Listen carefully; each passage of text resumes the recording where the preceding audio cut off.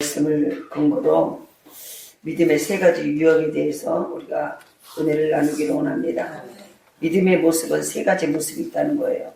그래서 하나님의 역사는 우리가 새벽에 큐티할 때, 매일 생일 큐티를 할 때 하나님의 역사는 어디서 일어나는 불가능의 자리에서부터 시작된다고. 완전히 인간이 끝났다.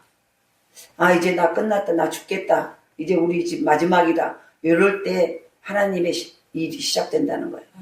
근데 우리는 그걸 모르고 이제 끝났다고, 죽겠다고, 이제는 끝장났다라고 막 한탄하고 원망합니다. 근데 그때부터가 하나님이 일이 시작하신다는 거예요. 일이. 그래서 우리가 그러잖아요. 그래서 사례의 불임 앞에서 바로 그 불임이 결국 멈춘 것 같지만 하나님의 시작이었다고. 그러죠? 한나도 마찬가지고 엘리사벳도 마찬가지고 그들이 다 불임이었어요. 임신을 못하는 상태였는데, 근데 그들의 끝이, 인간의 끝이 하나님의 시작. 진짜 믿나요? 우리가 기독교는 말로 하는 게 아니고요, 지식으로 끝나는 게 아니고 그것이 실제로 우리의 삶 속에서 이루어져야 돼요. 그게 부활의 신앙이에요. 그래서 오늘 본문에 보니까, 오늘 본문에 나사로의 가정이 나와요. 나사로의 가정은 예수님의 가장 인간적으로 사랑했던 가정이에요. 그래서 오늘 본문에 보면은 뭐 사랑했네, 친구네, 그리고 그 나사로가 죽은 것 때문에 예수님이 눈물을 흘렸다는 바로 이런 용어들이 예수님을 두고 사용된 것을 만 봐도 얼마나 그 예수님이 그 가정을 사랑하고 그들을 사랑했는지를 알 수가 있어요. 나사로의 죽음이 하나님의 영광을 나타낼 것을 아신 예수님은요, 서두르지 않았어요. 지금 다시 여기 이 말을, 나사로의 죽음이 우리가 그렇게 사랑하고 친구고 또 눈물 날 정도, 그의 죽음이 눈물 날 정도로 그렇게 사랑하는 가정, 사랑하는 친구의 죽음 앞에 예수님이 서두르지 않은, 빨리 그 소식을 들었을 텐데 바로 계속 사흘을 늦추셨잖아요. 근데 왜 그랬을까? 우리가 그 부분에서 생각을 해보셔야 돼. 우리가 예수를 믿고 뭔가 기도하고 우리가 문제가 있을 때 우리의 마음은요, 지금 빨리 와서 하나님이 해주시면 좋을 텐데 계속 안 해주니까 우리가 막 나중에는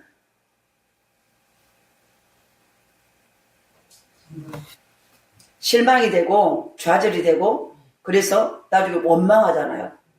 왜 하나님은 우리가 이렇게, 내가 이렇게 힘들는데 응답을 안 해주시지?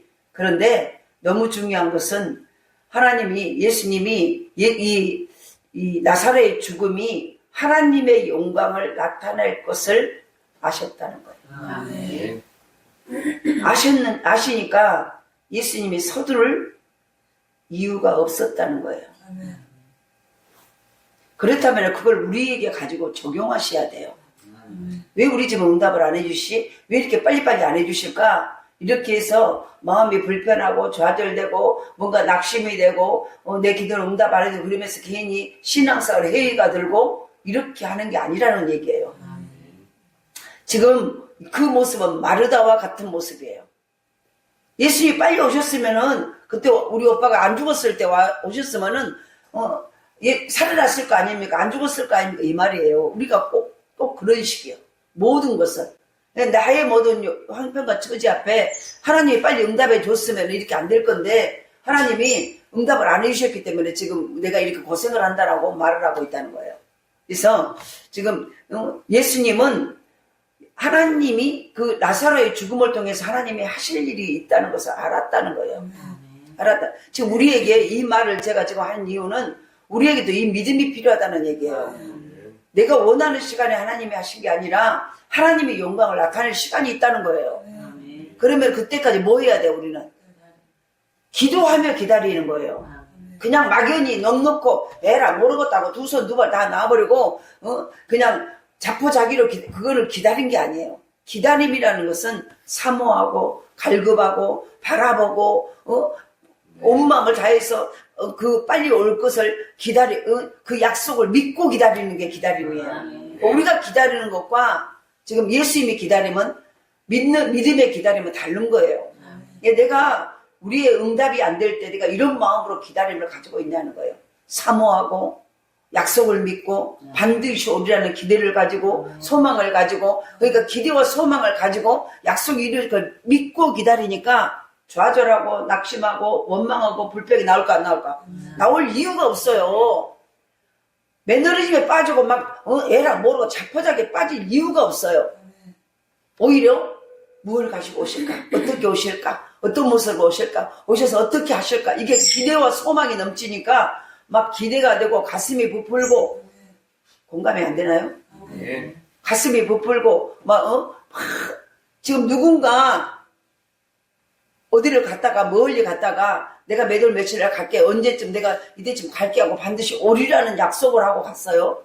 그러면은 그때 올 때쯤 되면은, 올 때가 가까워지면은 그 사랑하는 사람은, 그를 기다리는 사람은 소망을 그냥 막연히 올라면 오고 말라 안 말고 아이고 언제나 올라고, 그리고 좌절하고 낙심하고 포기하고 있는 게 아니라 기대하고 소망하고, 그리고 그를 맞이할 준비를 해야 안 해요?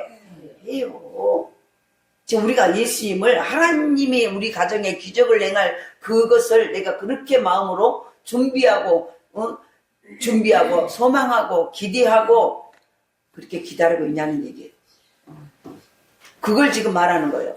그러니까 예수님이 나사로가 죽었다는, 자기 가장 사랑하는 친구 나사로가 죽었다는 소식을 다 들었어요. 그리고 이미 장례도 끝나버렸다는 것을 알고 있어요. 그런데 하나님이 그 일을, 나사로의 죽음을 통해서 하실 일을 있음을 알고 있기 때문에 서두르지 않았다는 거예요.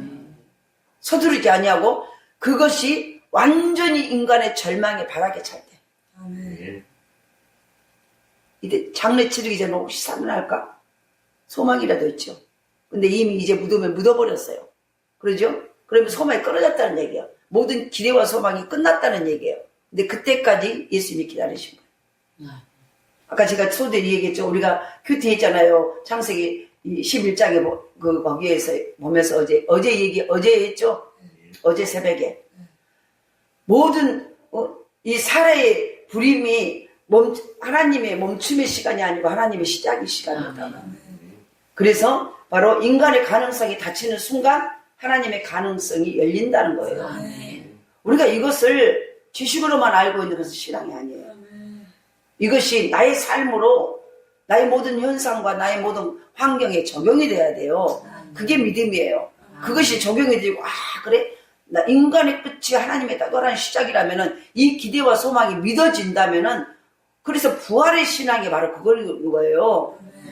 우리 부활절 오니까 내일 이제 4월 며칠이지? 4월 5일 날인가 부활절이죠? 4월 5일이 부활절이니까 부활절 준비해야지, 찬양 준비해야지, 이게 아니에요. 내가 부활의 신앙을 가지고 있다는 거예요, 내 삶 속에서. 내 인생이 끝난 거, 내 끝은 하나님의 또 다른 시작이다. 그러면은 내가 이 하나님의 시작, 하나님이 오셔서 뭔가를, 우리 소망이 끝나버린 것이 모든 거 막연한 내 가정과 내 삶 속에, 그럼 내가 준비할 게 뭘까? 내가 마음가짐을 어떻게 해야 될까? 내가 어떤 말로 그를 기다리고 어떤 마음과 어떤 생각과 어떤 표정으로 오셔서 행하실 그분을 기다릴까? 이게 준비된 시간이에요. 이걸 오늘 우리 교회가 이 부분을 가지고 우리가 다시 한번 생각을 해볼 수 있기를 합니다. 이게 준비가 안 되니까요. 이분 말은 해요. 근데 이게 준비가 안 되니까 늘 좌절하고 낙심하고 환경과 상황만 보는 거예요. 하나님의, 인간의 끝은 하나님의 시작이다. 우리 이 언어는요, 너무 이 말을 많이 썼어요. 많이 쓰고 많이 알고 있어요. 말장난 하지 맙시다. 말은 잘하는데 실제로 그것이 내 삶 속에서 그걸 내가 믿고 나아가라는 거예요. 그래서 믿음은요, 지금의 고난을 넘어서 장차 영광을 바라보는 눈이 바로 믿음의 눈이에요. 그러니까 지금의 고난을 바라보는 게 믿음의 눈이 아니에요. 장차 하나님이 이 고난 뒤에서 하실 하나님의 일을 바라보는 것이 믿음의 눈이에요. 그래서 나는, 그러니까 보세요. 우리의 삶 속에서 그때부터 하나님의 일을 하셔. 그러니까 하나님, 우리가 보잖아요. 하나님이, 예수님이 늘 어떤 때 그들이 죽어가는 상황에서, 죽음의 상황에서, 장례 행렬이 있는 상황에서 완전히 막 38년 동안 안진병이에서 온가지 혈우병을 하고 막 그런 상황에서 인간의 끝 가운데 그때 주님이 가서 내가 너에게 뭘 해주리? 물어보잖아요. 제가 곧 침받기를 원하나이다. 그럴 때 뭐라고 그래요? 네 믿음대로 되라. 내 믿음이 지금 어떤, 네가 부활의 믿음을 가지고 있냐?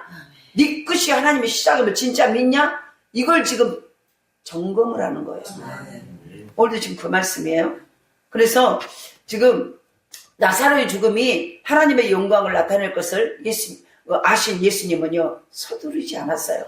왜요? 하나님의 뜻과 목적이 분명히 나타난 이상 무슨 일에나 서두를 이유가 없다는 거예요. 하나님의 뜻과 목적은요, 목적이 우리를 반드시요, 우리를 애굽에서 믿지 않는 가운데서 지옥 백성에서 마귀 백성 우리를 너는 내 것 나를 부르신 이유는 반드시 목적과 하나님의 계획이 있다는 거예요. 이걸 우리가 염두에 두셔야 돼. 나를 예수 믿게 하고 누군가를 통해서 전도를 통해서 또는 자기가 스스로 왔든지 간에 와서 내가 예수를 믿고 하나님의 자녀가 된 이상 하나님은요 우리 개인에게 하나님의 뜻과 목적과 하나님의 계획이 있다는 거예요. 하나님의 일을 이루실 각자 한 사람 한 사람에게 그 가정마다 교회마다 하나님의 뜻과 목적과 하나님의 계획이 있다는 거예요. 그 계획이 있는 것을 믿고 우리는 보세요. 늘 좌절하고 낙심하고 시험될 이유가 없다는 거예요. 왜? 반드시 하나님은 나를 저 지옥에서 끄집어내서 하나님의 천국으로 이끌어 가시고 하나님의 왕 같은 제사장으로 하나님의 보배롭고 존귀한 아들과 딸로 나를 불렀다면은 그 이후에는 하나님이 반드시 하실 일이 있다는 거예요. 이걸 믿어지는 순간 오늘 나의 끝이라고 내가 어렵다고 끝이 아니라는 거예요. 내가 어려워 나의 인간의 끝이 도달해야 하나님의 일이 시작된다니까요. 그러니까 하나님 일이 왜 내게 안 일어나는 거를 빨리 보셔야 돼. 내 끝이 아직 안 왔기 때문이에요. 이 끝이 뭐예요? 내가 나를 포기 못하고 있다는 거예요. 내가 내 습관과 내 모든 것들을 아직 못 내려놓고 내 끝이 와야 하나님의 시작이 온다니까요. 더러운 그릇에 담을 수 없잖아요. 믿음이 아닌 그릇에 하나님의 생명의 것들을 담을 수가 없잖아요. 왜? 담으면은 혼합이 되면 쓸 수가 없는 존재가 되는 거예요.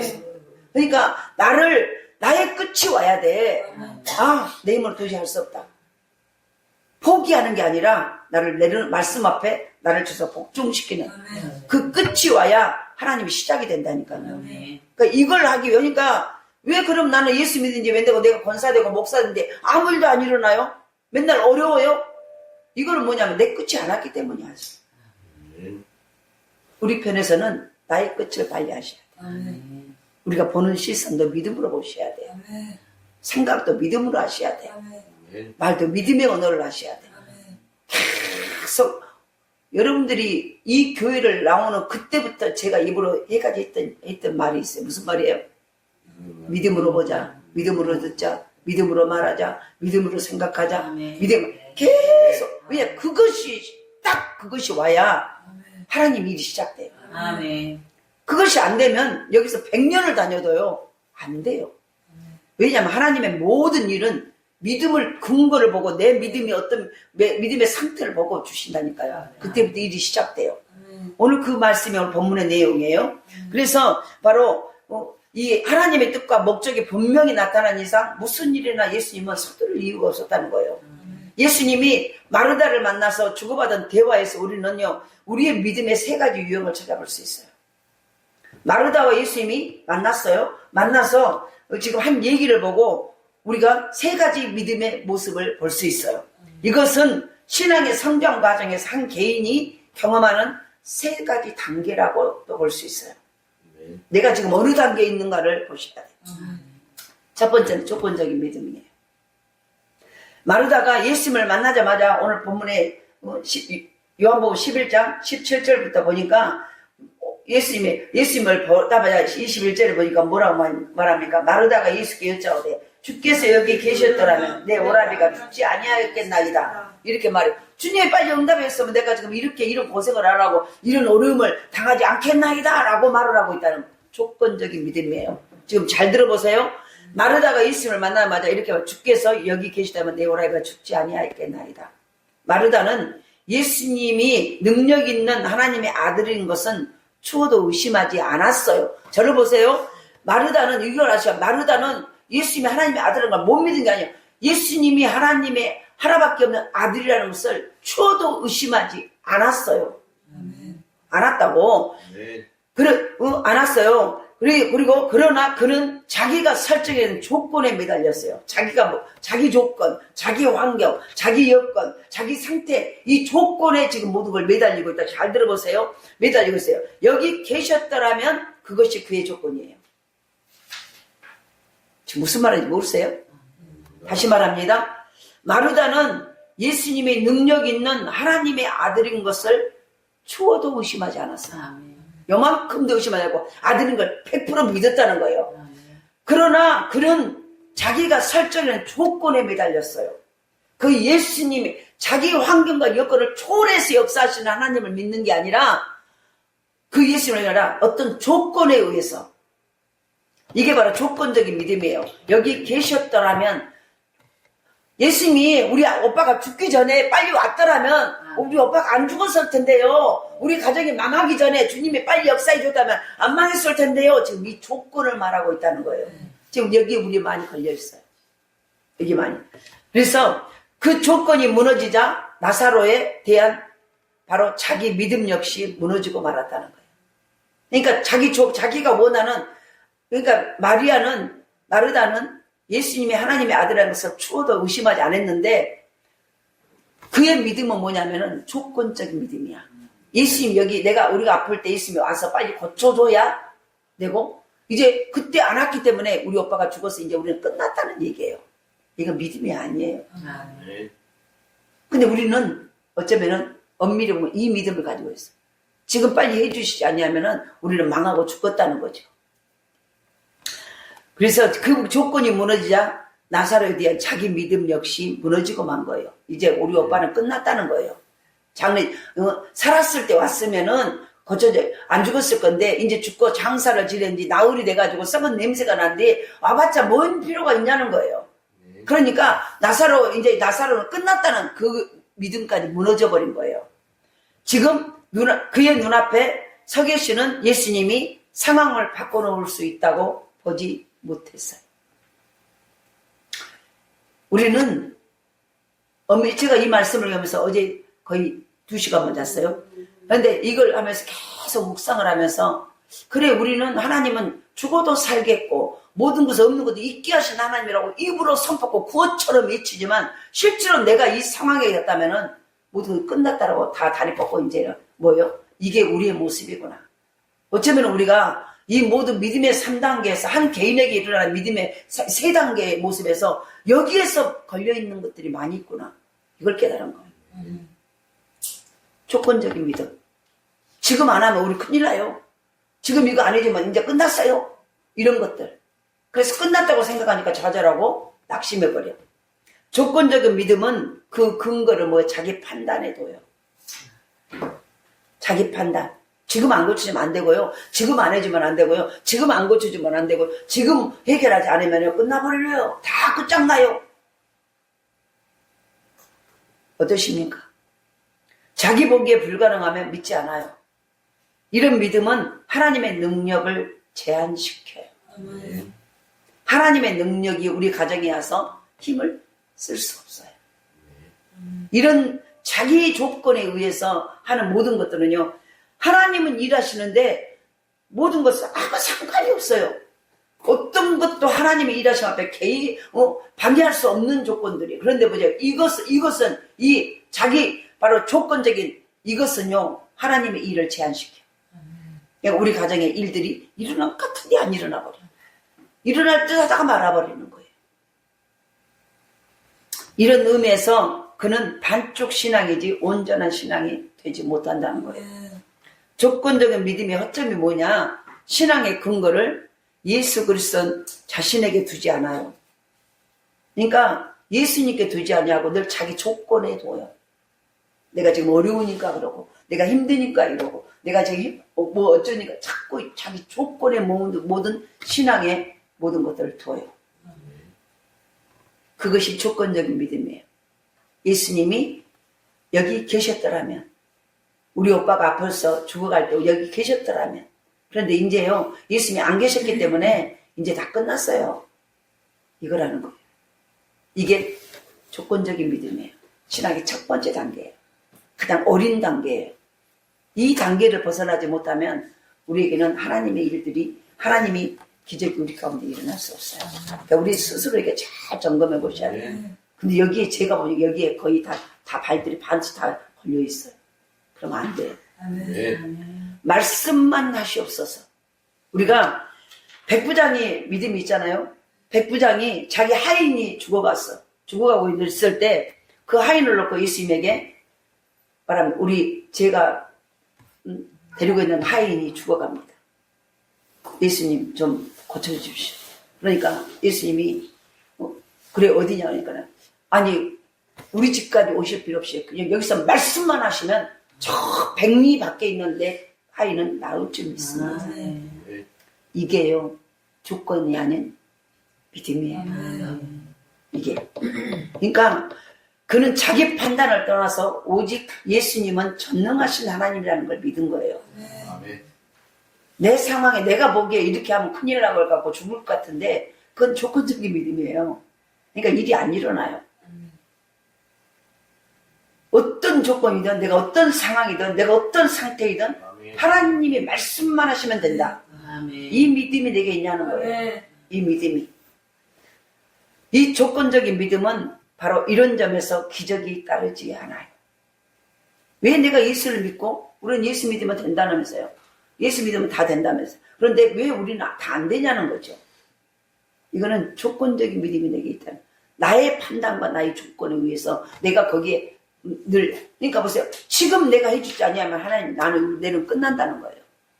이 조건적인 믿음에서 벗어날 수 있게 되는. 두 번째로는 이론적인 믿음이에요. 그러니까 예수님이 지금 해줘야지 되지. 그래 안 하면 나중에는요 힘들어져요. 다 끝나버렸어요. 이렇게 하면 안 돼. 아니라는 거. 이건 조건적인 믿음이라는 거. 말씀만 하시면 된다는 거예요.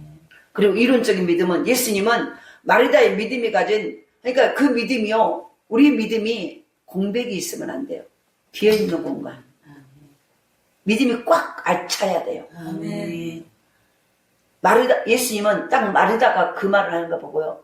그 마르다 믿음이 한마디로 해서 솜방망이 믿음이라는 걸 한 거예요. 공백이 사이가 비어있다는 거예요. 공백이 있는 믿음. 저와 여러분의 믿음은 어떤 믿음입니까? 그래서 네 오라비가 다시 살아나리라 이렇게 말을 했어요. 그런데 마르다는요 뭐라고 말합니까? 마르다는 나 마지막 때 부활할 때요 이렇게 말해.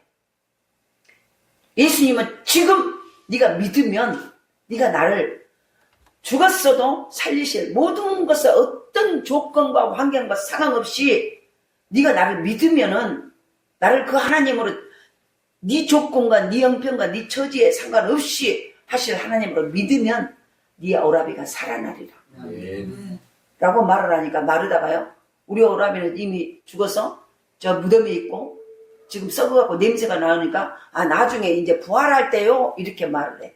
그러니까 보세요. 지금 그 아이 안에 진짜 예수님에 대한 이론적인 믿음만 가지고 있다는 거예요. 지식으로만 아는 것. 이론이 뭐예요? 지식만 배워서 듣는 풍어에 의해서 말만 하는 것. 이것만 갖고 있다는 거예요. 우리가 교리적으로 철저히 알고 믿는 것이 대단히 중요해요. 마지막 날에 부활을 안 믿는 사람은 신자가 아니에요. 그러나 교리에서 끝나면 아무 가치 없는 죽은 이론이 돼요. 우리가 말씀을 듣고요. 거기서 내가 말씀이 경험되어야지 돼요. 그렇지 않으면 이론적인 신앙밖에 안 돼요. 남에게 전달하는 신앙밖에 안 돼요. 그러니까 거기에는 힘이 없어요. 힘이 없어. 그 말을 내가 믿고 그 예수님을 내가 믿고 그대로 하면서 내가 그것을 실제로 경험하셔야 돼. 이론적인 말로만 하는 거, 지식으로만 하는 것이 아니라 실제로 내 삶에서 지금 마르다는 그러니까 신앙의 공백이라는 게 뭐냐면 공백의 믿음이라는 것은 이론만 알고 있다는 거예요. 실체를 모른다는 거예요. 그러니까 솜방망이였다는 방망이는 방망이인데 솜방망이였고 누구를 때려잡을 수 있겠습니까? 못 잡은가? 저와 여러분의 믿음이 어떤 믿음인 거라 보셔야 돼요. 지금. 그래서 바로 마지막 날에 부활을 믿는다면 동시에 예수님 자신이 부활이고 생명이라는 사실을 지금 현실에서 믿고 체험해야 돼요. 다시 말합니다. 마지막 날에 부활을 마지막 날에 내가 죽어도 살겠고 마지막 날에 내가 부활한다는 걸 믿는다면, 잘 들어보세요. 마지막 날에 내가 부활한다는 것을, 죽었다 부활한다는 걸 믿는다면 지금 예수님이 바로 그 부활이고 생명이라는 사실, 지금 현실에서 믿고 체험하셔야 돼요. 그 예수를 내가 지금 바로 오늘 잘 믿으면은 오늘 우리 가정에 부활과 생명의 역사가 일어난다는 사실을 믿어야 된다는 거예요. 근데 말이다는 그걸 아니라는 거예요. 나중에 죽어서 부활할 때, 모두가 부활할 때 그때 부활하지. 우리 오빠도 지금 예수님의 앞에서 예수님이 말씀하시면 그대로 된다는 것을 못 믿었다는 거예요. 신앙의 공백 상태, 믿음의 공백. 믿음의 모양은 있으나 믿음의 능력이 없어. 이 상태, 이것이 하나님의 기적을 경험할 수 없게 만드는 거예요. 하나님의 기적을. 그래서 부활이며, 그러니까 우리의 믿음은, 우리가 보세요. 아무리 구름이 있어도 그 구름이 비를 머금지 않는 구름은 헛것이에요. 가뭄에 논바닥이랑이 쫙쫙 벌어질 때, 잘 들어보세요. 구름이 많이 올 때 우리는 보세요. 뭘 상상해? 와, 이제 비가 오겠다. 와, 이제 가뭄이 해결되겠다. 그 구름 속에서 비를 봐요. 그런데 우리의 믿음이 구름이 많이 있어. 그 구름에 비가 오지 않는 구름은요, 아무것도 아니에요. 우리의 믿음이 비 없는 구름이 돼서는 안 돼요. 근데 우리의 믿음이요, 믿음이라고 말을 하는, 나는 믿는다고 믿음의 사람 말하는데 비 없는 구름일 때가 너무 많아. 반드시 구름에는 비가 있어야 돼.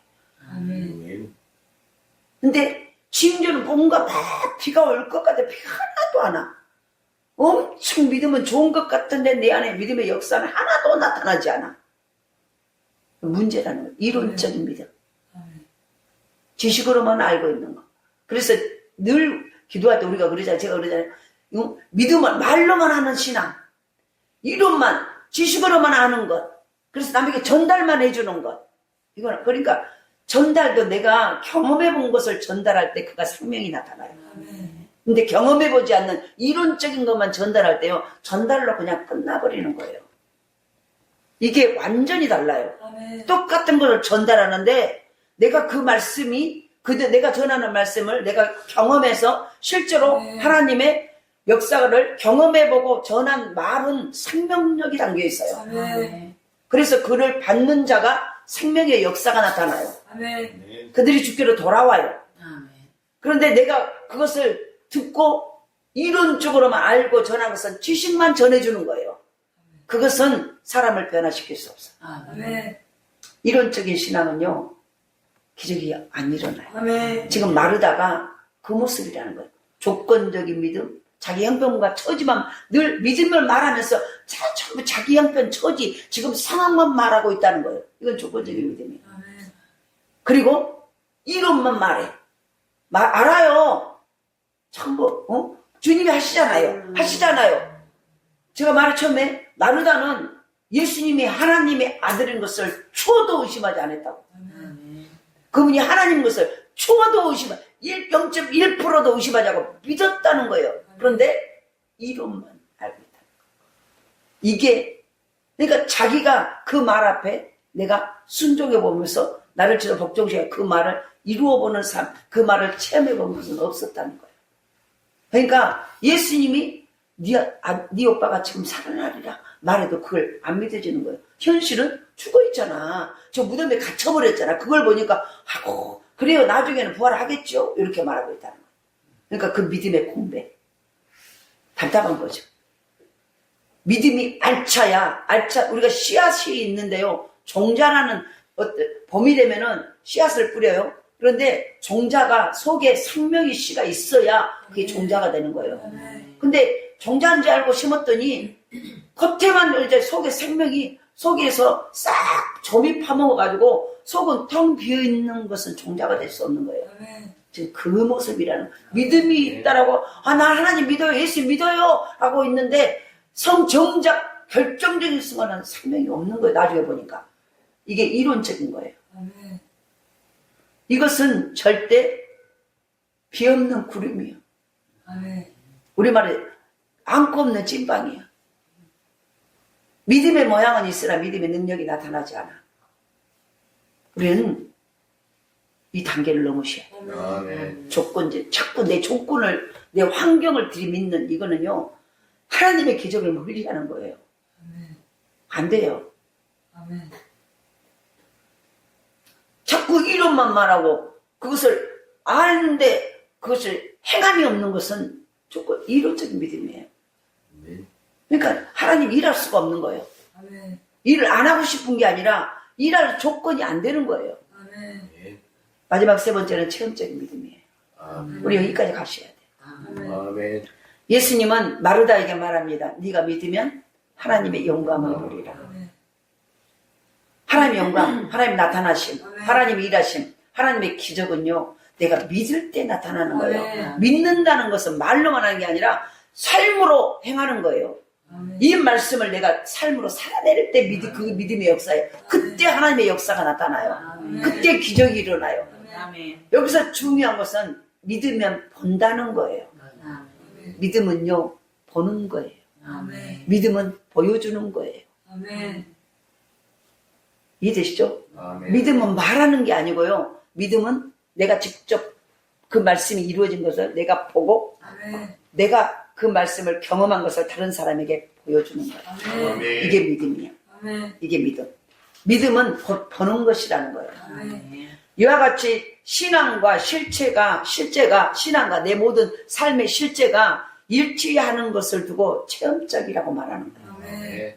신앙생활이 내가 하나님을 바라보고 믿음대로 사는 그것과 내 모든 삶의 실제가 일치해서요. 그때 일치가 딱 이루어질 때 그때 기적이 일어나요. 이걸 보고 체험적인 신앙이라고 말씀을 체험했다는 거예요. 경험했다는 거예요. 내가 그 말씀에 순종을 하고 그 말씀대로 행했더니 진짜 이런 일을 경험됐다는 이걸 보고 체험적인 신앙이에요. 여기 우리 이걸 날마다 이걸 아셔야 돼요. 이거 예수님이 즐겨 사용하시던 말씀 가운데 우리가 잘 네 믿음대로 되라. 네 믿음대로 되라. 예수님이 늘 달고 다니는 말씀이요. 뭐 누구를 만나든지 환자를 만나든지 뭐 누구를 만나든지 네 믿음대로 되라.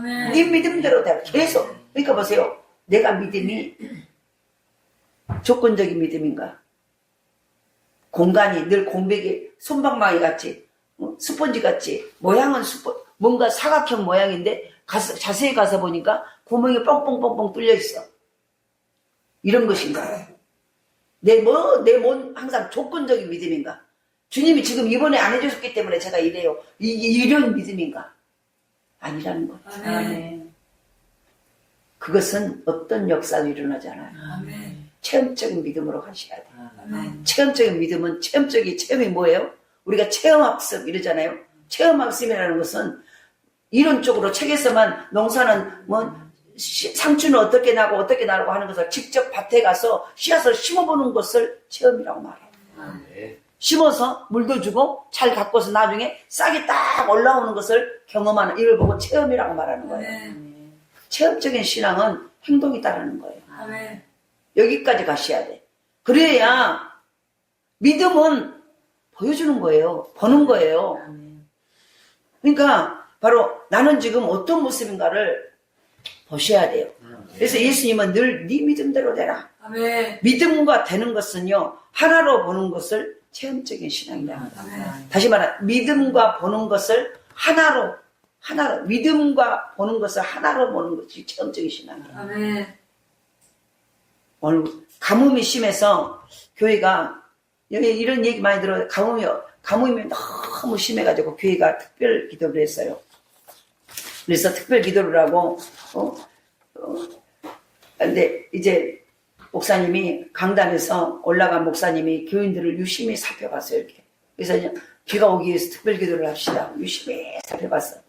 의아하게 생각하는 교인들이 말해, 목사님 왜 기도일을 시작 안 하고 왜 자꾸 돌아보세요? 이렇게 물어봐. 그러니까 여러분 우리가 엘리야 같이 비를 달라고 기도하기 위해서 모이지 않았습니까? 네, 그러기 위해서 기도에 모였어요 라고 기도해. 그러면은 여러분은 우산을 미리 준비해야 되지 않습니까? 이게 지나가는 얘기 같지만 실제로 우리 삶 속에 마찬가지예요. 내가 뭘 달라고 이렇게 뭘 달라고 기도를 하면은 그것을 받을 그릇을 준비해 와야 되잖아요. 아멘. 그러니까 이게 바로 믿음의 모습이라는 거예요. 아멘.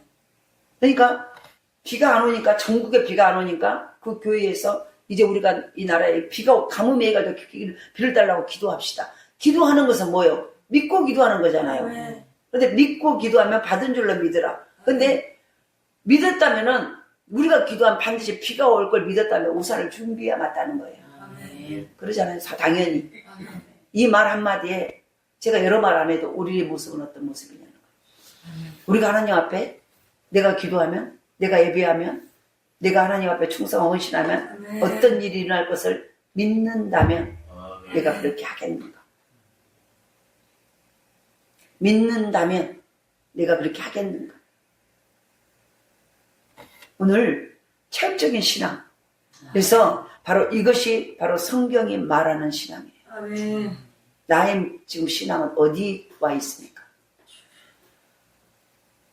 이런 믿음을 키워나가기 위해서 성경 말씀을 통해서 예수 그리스도가 어떤 분인가를 더 깊이 배워야 돼요. 아멘. 믿음은 말씀을 듣는 데서 생기고 바로 늘 자라기 때문이에요. 그래서 하나님은 바로 보세요. 우리의 불모지가 뭐예요? 아무것도 나지 않는 곳이라는 거예요. 도저히 농사도 안 되고 뭣도 안 되고 안 되는 그 불모지가 바로 어디입니까? 그 자리가 바로 하나님이 기적을 심으실 밭이에요. 아멘. 지금 뭐가 안 되십니까? 어렵습니까? 힘드십니까? 고통스럽습니까? 병들었습니까? 아프십니까? 마음이 답답하십니까? 그 자리가 바로 하나님이 기적을 심으실 밭이라는 거예요. 아멘. 그러면 그때 내가 뭘 해야 되겠는가? 우리는 그러니까 어찌 보면은요, 내가 지금 인간의 끝은, 우리가 늘 말, 인간의 끝은 하나님이 시작이다. 늘 우리는 구원은 말을 해요. 지금 어려워요. 이제 하나님 일하실 때요. 이렇게 말을 해. 근데 실은 지금 그게 나한테 왔다는 거야. 하나님 일하실 시간이. 아멘. 그래서 나는 그 끝을 경험하기 싫어.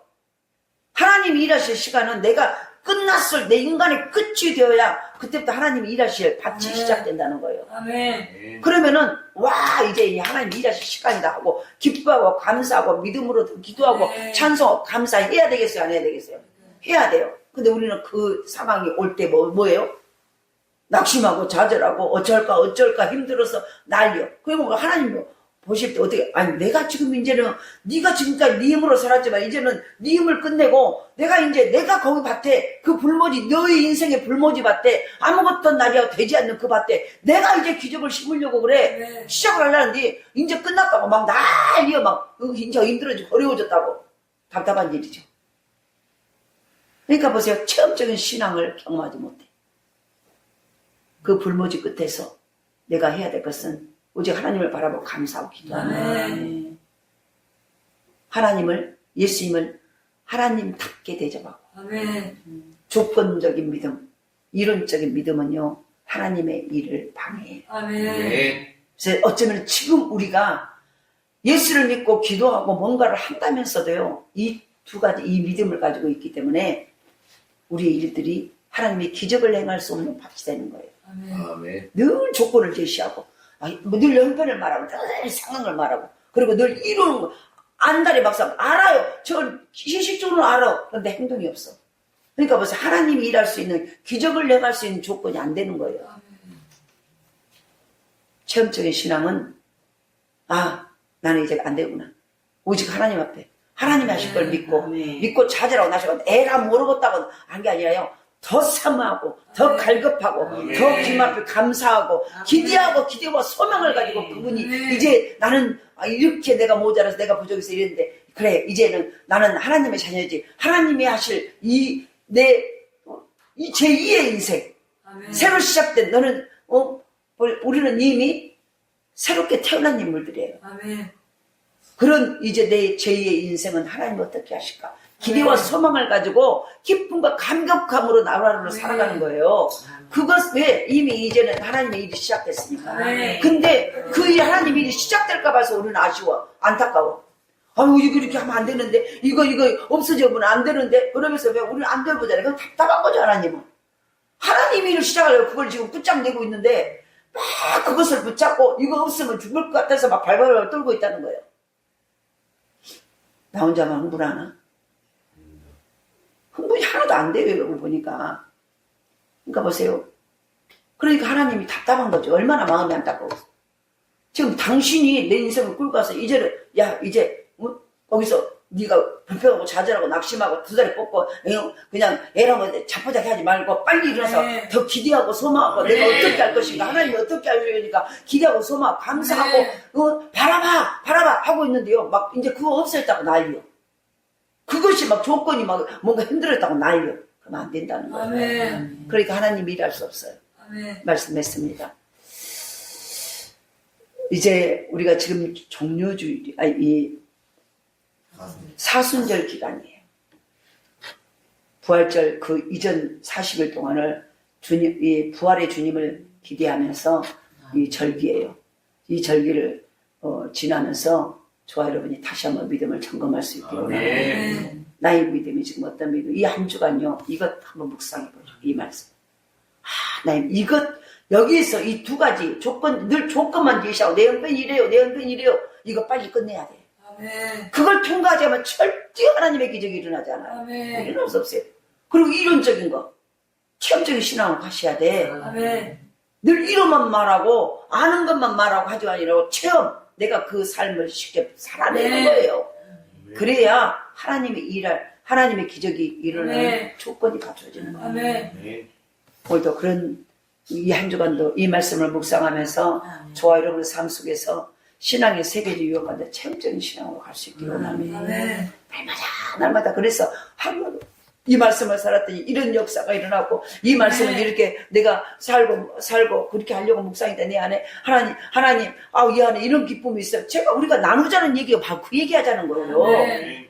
제가 못했어요. 이게 아니라 제가 어려운 가운데서도요. 그 말씀에 오늘 이 말씀을 주셨는데 이렇게 입음을 했더니요. 내 마음 가운데 막 기쁨이 넘쳐났어요. 아멘. 이 기쁨이 가장 먼저 오는 게 마음의 평안과 기쁨이에요. 아멘. 말씀이 응답되고 기적이 일어나기 전에 가장 먼저 오는 것들이요. 내 마음의 평강과 기쁨이 오는 거예요. 회복되는 거예요. 이 기쁨이 회복돼서 그것이 계속 이어질 때 이 기쁨과 생수가 밖으로 나와서 환경을 바꾸는 거예요. 아멘. 근데 이것이 계속 순종이 안 되니까 순간에 왔다가 딱 사라져버려요. 그러니까 이게 밖으로 나올 시간이 여유가 없어버리는 거예요.